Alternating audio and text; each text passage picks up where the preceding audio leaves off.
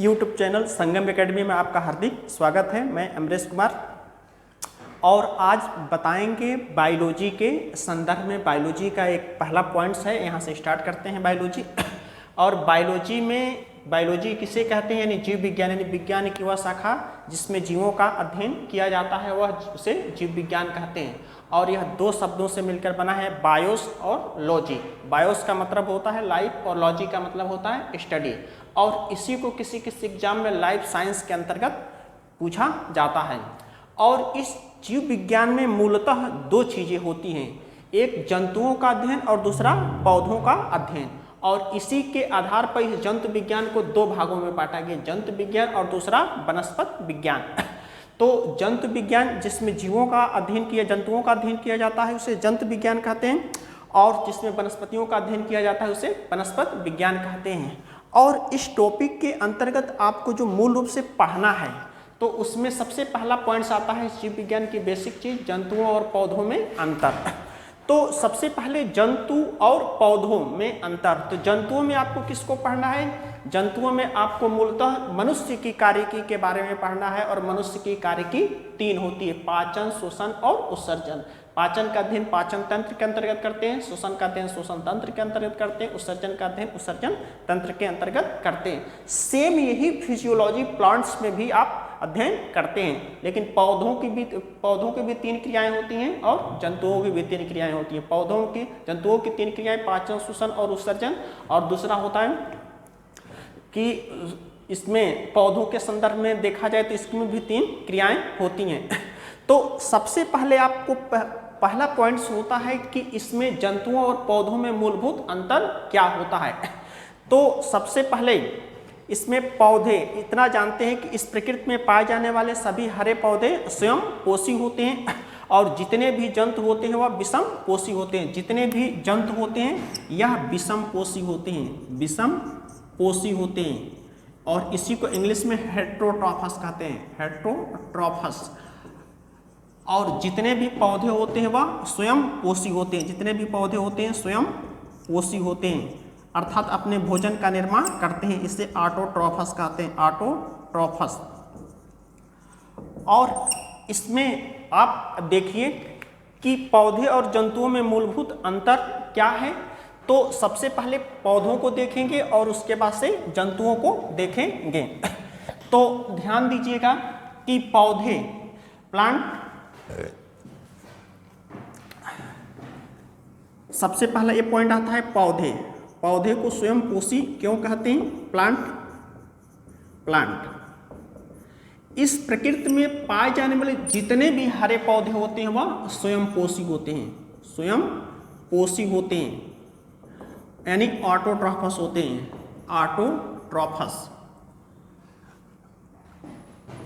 ऑटोट्रॉफस होते हैं। अर्थात यह अपने भोजन का निर्माण सूर्य के प्रकाश की उपस्थिति में प्रकाश संश्लेषण की क्रिया के द्वारा कर लेते हैं।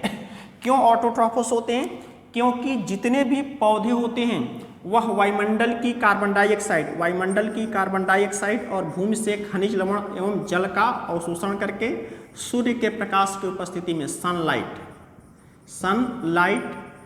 और इसमें एक विशेष प्रकार का लवक पाया जाता है पर्णहरित, इसे क्लोरोफिल कहते हैं, क्लोरोफिल।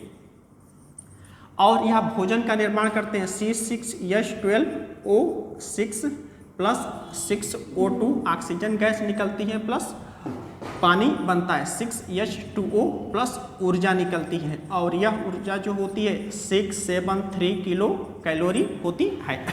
और इसी समीकरण को बैलेंस कर दिया जाता है 6CO2 और 12H2O। अतः इस पूरी प्रक्रिया को प्रकाश संश्लेषण का नाम से जानते हैं। इस पूरी प्रक्रिया को प्रकाश संश्लेषण इसी को फोटोसिंथेसिस कहते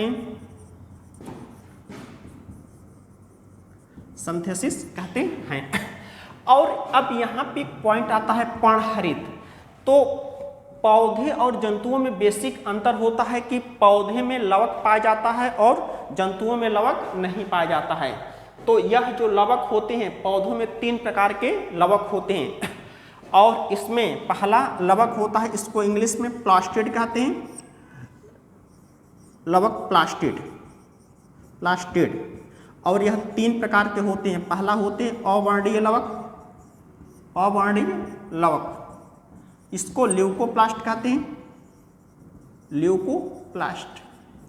और दूसरा जो होता है वह वर्णीय लवक होता है, वर्णीय लवक, इसको क्रोमोप्लास्ट, क्रोमोप्लास्ट कहते हैं। और तीसरा जो होता है हरित लवक, हरित लवक, लवक, इसे क्लोरोप्लास्ट, क्लोरोप्लास्ट।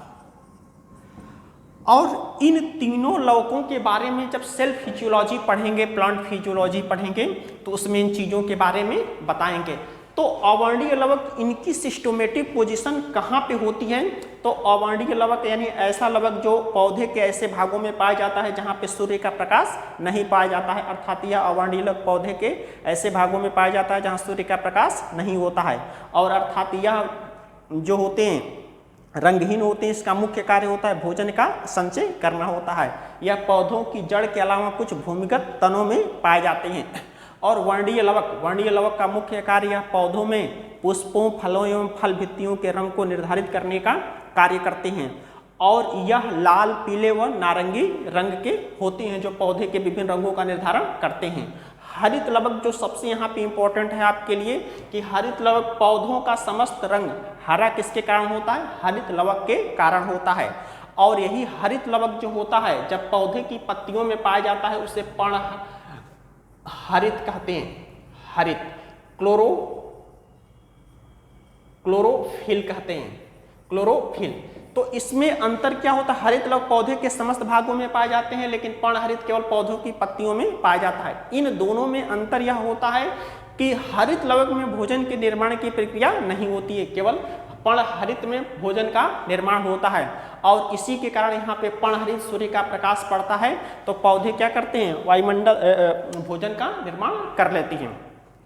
इसके अलावा अब यहाँ से देखेंगे, यही इसीलिए लिखा गया है। और यह कार्बन डाइऑक्साइड कहाँ से लेते हैं? वायुमंडल से लेते हैं। जल कहाँ से लेते हैं? तो पौधों में 2 प्रकार की नलिकाएं पाई जाती हैं। जैसे हम लोगों में धमनी और शिराएं होती हैं, ठीक उसी प्रकार से पौधों में एक प्रकार की नलिका होती है जिसे जाइलम कहते हैं। और इस जाइलम का मुख्य कार्य होता है भूमि से खनिज लवण एवं जल का अवशोषण करना, सबसे इंपॉर्टेंट कार्य होते हैं। दूसरा फ्लोएम, फ्लोएम का मुख्य कार्य होता है कि पौधों में निर्मित भोज्य पदार्थ जो होता है वह मंड होता है, मंड या स्टार्च होता है, स्टार्च होता है। और इसी स्टार्च को पौधे के विभिन्न भागों में पहुंचाने का कार्य कौन करते हैं? फ्लोएम करता है। इसी के कारण सभी हरे पौधों को स्वयं पोषी कहा जाता है। अब इसके बाद आता है जंतु। और ध्यान दीजिएगा, इस प्रकृति में पाए जाने वाले सभी केवल हरे पौधे ही स्वयं पोषी होते हैं, सूखे पौधे स्वयं पोषी के अंतर्गत नहीं आते हैं। और इसके बाद दूसरी चीजें होती हैं और इसीलिए एक दूसरा वर्ड यूज किया जाता है स्वयं पोषी का। इस प्रकृति में पाए जाने वाले सभी हरे पौधे जो होते हैं उत्पादक होते हैं, उत्पादक के नाम से जानते हैं। यह एक पॉइंट दे दिया जाता है इसी में, इसे उत्पादक या उत्पादक, उत्पादक इसे प्रोड्यूसर कहते हैं, प्रोड्यूसर कहते हैं। और यह भोजन का उत्पादन करने के कारण इसे प्रोड्यूसर के नाम से जानते हैं। और दूसरा, और इस प्रक्रिया में देखेंगे कि यहाँ से कौन सी गैसें निकालते हैं? ऑक्सीजन की गैस को निकालते हैं। और यही ऑक्सीजन कौन ग्रहण करता है? जंतु ग्रहण कर लेता है। और इसके बाद से क्या चीज़ें जंतु श्वसन क्रिया में कौन सी गैस को निकालते हैं? CO2 गैस को निकालते हैं। इस प्रकार से इसमें दोनों समन्वय पूरा हो जाता है।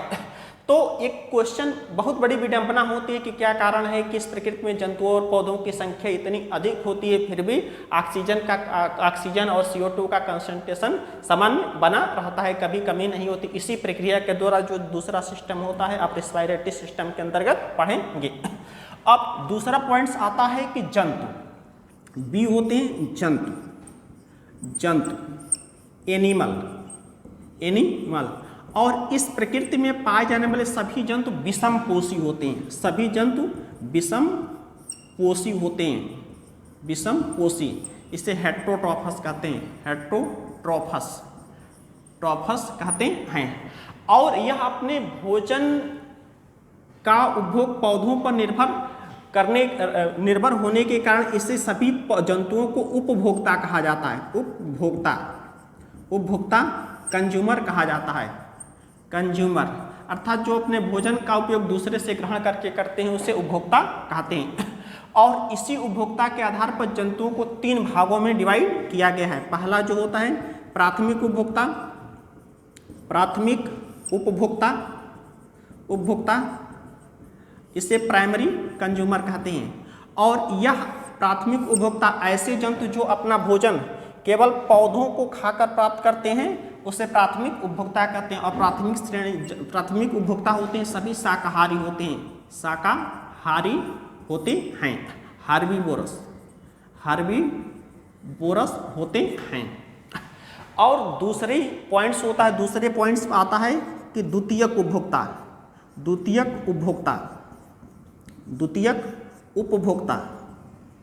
उपभोक्ता यानी सेकेंडरी कंज्यूमर यानी ऐसे जंतु या ऐसे प्राणी जो अपना भोजन प्राथमिक उपभोक्ताओं को या सभी शाकाहारियों को खाकर प्राप्त करता है उसे द्वितीयक उपभोक्ता कहते हैं। और द्वितीयक उपभोक्ता सभी क्या होते हैं? मांसाहारी होते हैं, कार्निवोरस होते हैं। और इसके बाद से तीसरा जो होता है तृतीयक उपभोक्ता होता है। इसको टर्सरी कंज्यूमर कहते हैं, TC कहते हैं। और यह सर्वाहारी होते हैं, इसे आम्निवोरस कहते हैं। और यही इनका एक निश्चित सीक्वेंस होता है। और दूसरी चीजें होती हैं इसी के बाद इस प्रकृति में जो सबसे इम्पोर्टेंट घटक होते हैं क्या होते हैं? वह अपघटक होते हैं। एक श्रेणी जोड़ दी जाती है, पहला पौधे, दूसरा जंतु और तीसरा जो होते हैं अपघटक होते हैं। अपघटक इसे डीकम्पोजर कहते हैं, डीकम्पोजर कहते हैं। तो डीकम्पोजर्स का अभिप्राय होता है कि जंतुओं और पौधों को मरने के बाद, ध्यान दीजिएगा कि इस प्रकृति में सभी पौधे और जंतुओं की आयु क्या होती है? निश्चित होती है। और निश्चित समय के बाद उनकी मृत्यु होती है। और उन्हीं पौधे और जंतुओं के शरीर का अपघटन करने वाले जीवों को अपघटक कहते हैं। और यह जो अपघटक होते हैं मुख्यतः जीवाणु होते हैं, बैक्टीरिया और इसका अध्ययन बैक्टीरियोलॉजी के अंतर्गत करते हैं। दूसरा होते हैं विषाणु होते हैं, वायरस होते हैं। और तीसरा जो होते हैं कवक होते हैं, फंगी होते हैं। और यही इनमें सीक्वेंस होता है। इसके बाद से पुनः इसकी रिसाइकलिंग होती रहती है। और एक सबसे इम्पोर्टेंट पॉइंट्स बताते रहे कि इस प्रकृति में फूड चेन के संदर्भ में यदि आप देखेंगे तो कैसे इसमें भोजन का प्रवाह होता है। तो ध्यान दीजिएगा, अब यहाँ पे आप देखें कि सभी क्या होते हैं? एक प्रकार के पोषक स्तर का कार्य करते हैं। सभी जो होते हैं एक प्रकार के पोषक स्तर का कार्य करते हैं। यह ध्यान दीजिएगा, यह जंतु जो होते हैं वह सभी पोषक स्तर का कार्य करते हैं। इसमें प्राथमिक उपभोक्ता आ जाते हैं। इसके बाद से यह जो होते हैं द्वितीयक उपभोक्ता होते हैं। और इसके बाद से यह तृतीयक उपभोक्ता होते हैं। अब इसके बाद से देखेंगे कि इसमें भोजन का प्रवाह कैसे होता है। तो भोजन के प्रवाह के संदर्भ में ध्यान दीजिएगा कि प्राथमिक उपभोक्ता जो होते हैं, जो उत्पादक होते हैं, सूर्य से 100% ऊर्जा को ग्रहण करते हैं। कितने परसेंट? 100% ऊर्जा को ग्रहण करते हैं। और 100% में से 90% जो ऊर्जा होती है वह प्राथमिक उपभोक्ता यानी पौधे अपने जैविक क्रियाओं के लिए ग्रहण करते हैं। और इसका 10% अगले पोषक स्तर को स्थानांतरित करते हैं। इसका 10% अगले पोषक स्तर को स्थानांतरित करते हैं। और इस 10 का 90% उपभोक्ता प्राथमिक उपभोक्ता करते हैं। और हर अगले स्तर पे क्या होती है? 10% ऊर्जा का स्थानांतरण होता है। और इस 10 का 90% क्या होते हैं? द्वितीयक उपभोक्ता करते हैं। और इस 10 का 90% क्या होते हैं? 10% अगले पोषक स्तर को स्थानांतरित कर देते हैं, तृतीयक पोषक स्तर को। और तृतीयक पोषक इसका 90% अपने अंदर ग्रहण करता है। अर्थात देखा जाए, और फिर यह क्या होता है? 10% स्थानांतरित होता है। तो इस प्रकार से देखा जाए कि प्रत्येक पोषक स्तर में यह प्राथमिक पोषक स्तर है और प्राथमिक उपभोक्ता द्वितीयक पोषक स्तर है, तीसरा यह क्या होते हैं तृतीयक उपभोक्ता पोषक स्तर होते हैं और द्वितीयक, और इसी के बाद से यह चौथा पोषक स्तर होते हैं। तो सभी पोषक स्तर होते हैं और इसमें भोजन का प्रवाह एक निश्चित सीक्वेंस से होता है।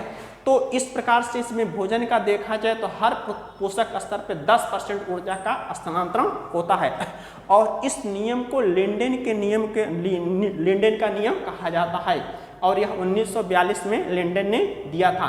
इसके बाद इसके संदर्भ में देखा जाए तो एक बेसिक कॉन्सेप्ट होता है कि जंतुओं और पौधों के संदर्भ में। इस पूरे टॉपिक को आप इकोसिस्टम के अंतर्गत इसका डिटेल्स पढ़ेंगे और इसी के बाद से यह इसमें बेसिक अंतर होता है। इसके बाद से जंतुओं और पौधों की फिजियोलॉजी हम एक एक करके मनुष्य और पौधों में बनाएंगे।